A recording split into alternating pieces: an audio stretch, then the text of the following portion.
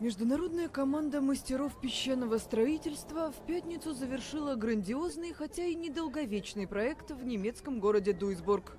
Скульпторы возвели самый большой в истории замок из любимого детьми материала. Правда, при виде такой махины малыши в песочнице могут лишь мечтательно вздыхать. Постройка, над которой около месяца трудились скульпторы, поднялась на без малого 18 метров и попала в книгу Гиннесса. В прошлом году попытка установить рекорд провалилась, замок рассыпался. В этом при финансовой помощи от немецкой туристической компании результата удалось достичь, рассказал голландский скульптор Люкас Брюгеман.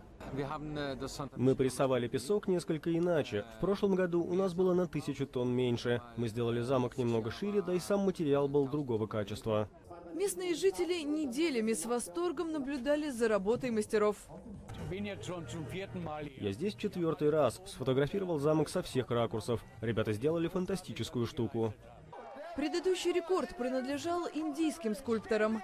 В феврале 2017-го они возвели на пляже в городе Пури песчаный замок высотой почти 15 метров.